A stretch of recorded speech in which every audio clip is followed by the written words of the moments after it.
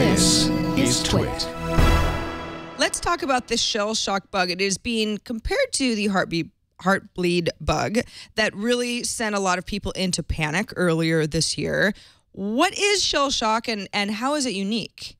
Okay, so it's completely different from Heartbleed. It's being compared to it only in as much as everybody is currently in a massive frenzy tizzy because it is serious.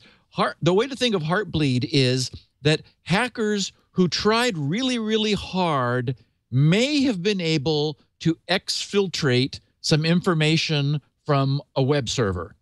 Shellshock is different.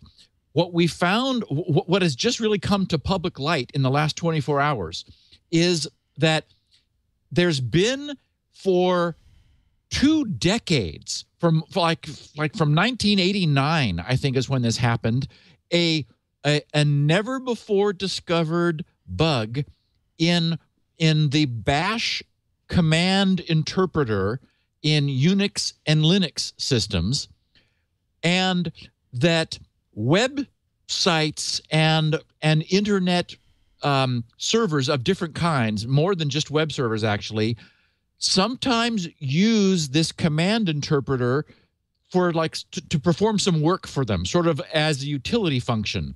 And what was discovered was that it was possible to add a command, an actual command line thing that the administrator would normally do with complete privileges, and after logging on and identifying themselves and so forth, that it was possible for somebody on the internet to append that kind of super powerful command to the end of some other information that they're sending to the server, which would cause the server to execute that super privileged command without any, just on the fly, without any protections and safeguards. How long did you say that this vulnerability has been around? 20 years. And I mean, is it just some sort of a fluke that it is now being discovered, or a small number of people were the only ones who knew about it?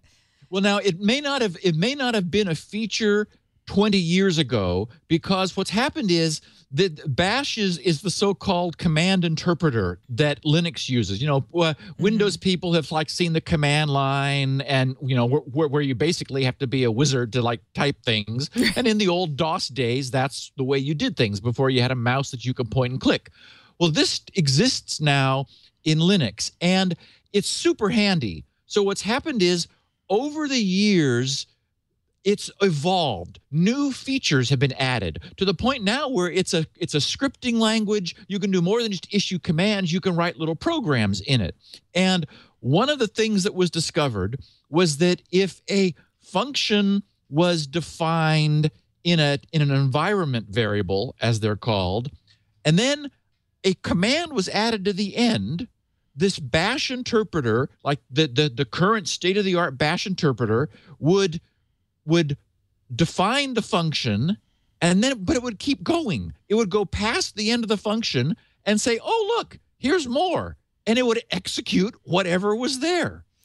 Okay, so this is the sort of thing that you might hear about and say, okay, well, Steve's teaching me a thing or two about how these Bash functions work, but is my bank account safe? Is this going to be an easy fix? What do what does the population at large need to worry about and or change? Okay, so the problem with this is it's sort of on several tiers. There's the internet community that is frantically updating Bash right now. That is, for example, Apache servers have this problem. Half of the internet is running Apache.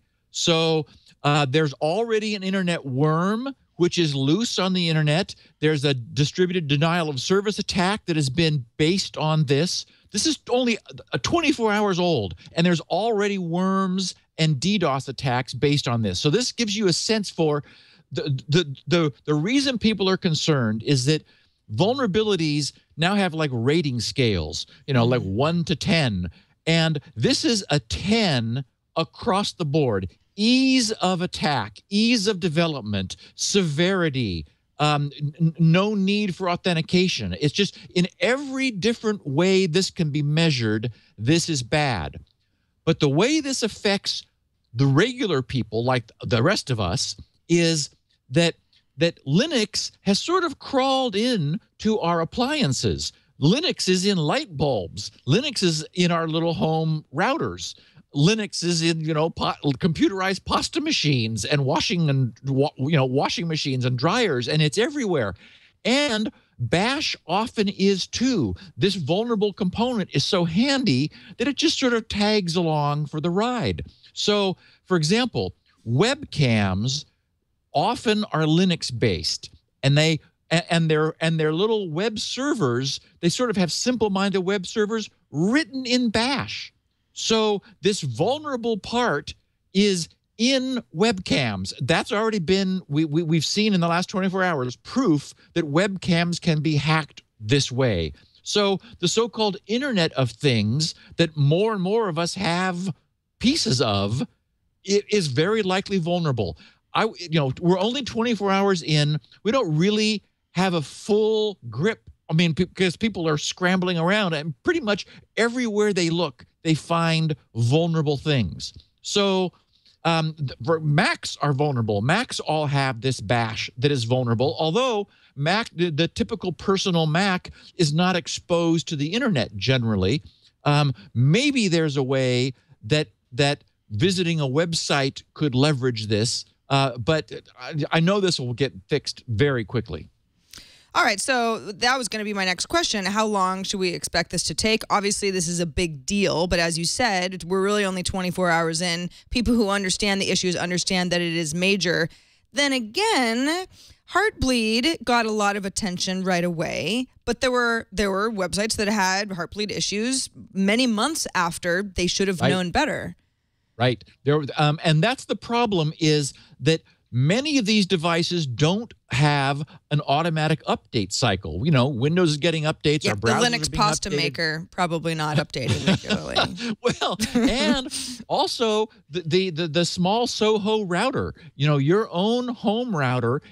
We don't know that it's vulnerable, but I would say be a little proactive on the things you have that connect to the internet. Check the websites of those manufacturers to see whether they have a statement one way or the other about whether you should proactively update the firmware on the things that you have some control over, which do have access to the internet. Because right now, the internet is being scanned. There's massive scanning going on, both by white hat and black hat hackers, trying to get a sense for the scope and scale, and right now trying to get into machines that are internet-facing. Steve Gibson and Leo Laporte will definitely be talking about this next Tuesday when Security Now airs here on TWiT. It airs live on Tuesdays at 1:30 p.m. Pacific time. Thank you so much, Steve Gibson, host of Security Now and person who helps me understand when I need to panic. Anytime, Sarah. Thanks a lot. Let folks know where they can get a hold of you outside of Security Now, which, by the way, is at twit.tv/SN. It is, and I'm at grc.com, Gibson Research Corporation, and with a whole bunch of stuff, security-related and hard disk data recovery-related. And coffee. If you hang out with Steve long enough, you know that he drinks a lot of coffee. Thanks so much, Steve. See you on Tuesday. Thanks, Sarah.